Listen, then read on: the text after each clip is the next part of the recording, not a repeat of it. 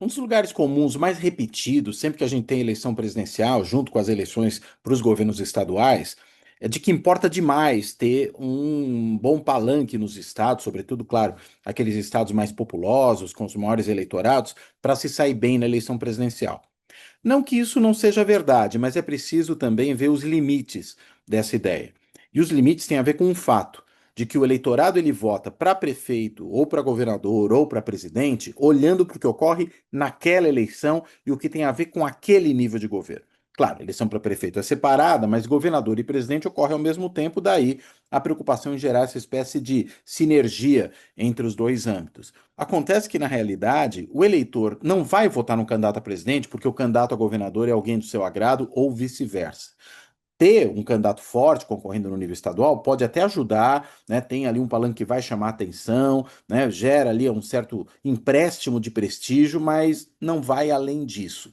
E a gente vê isso, por exemplo, em São Paulo, em que apesar do Tarcísio de Freitas ter larga vantagem sobre o Fernando Haddad na disputa pelo governo estadual, algo que, aliás, era esperado, né? Até porque candidatos à reeleição têm um grande favoritismo na disputa pela recondução para o cargo. Apesar disso, Lula e Flávio Bolsonaro se encontram rigorosamente empatados, né, segundo as pesquisas, no primeiro turno na intenção de voto do eleitorado paulista.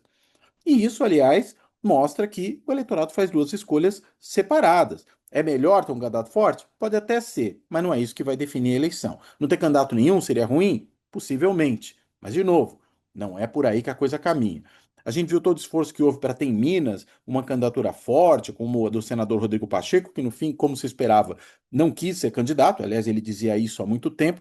PT teve que ir com Patrus Ananias e tá ali, né, digamos, comendo poeira da candidatura do senador Cleitinho, o candidato ioiô, né? Aquele que a gente não sabe se vai, se fica, se vai, se fica, se vai, se fica. No fim, parece que foi, não sabemos até quando vai. Mas, enfim, não foi ali o caso de ter uma candidatura forte e ali Lula também empata, né, com Flávio Bolsonaro na intenção de voto, refletindo aí a disputa nacional, algo que Minas sempre acaba fazendo.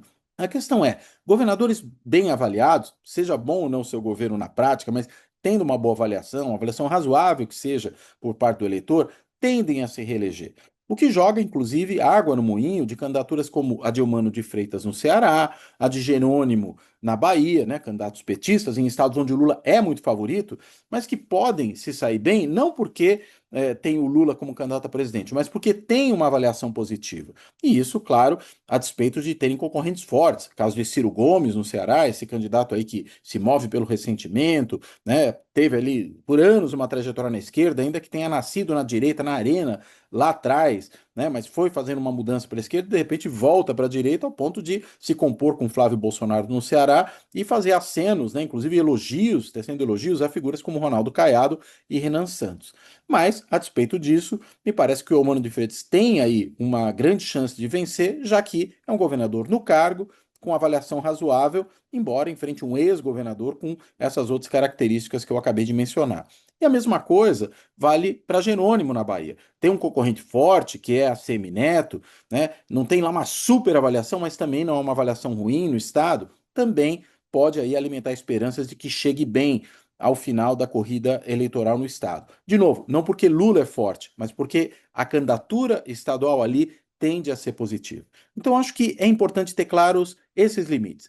Não é porque alguém é um candidato presidencial forte que vai eleger os seus governadores onde é forte. E nem é porque tem um candidato a governador forte que o presidente vai ganhar naquele estado. Ou ao contrário, se o candidato a governador não está muito bem, né, que o presidente não vai de jeito nenhum ter votos ali. Não é bem assim que a coisa funciona. É preciso desmistificar um pouco essas questões e olhar para aquilo que realmente importa.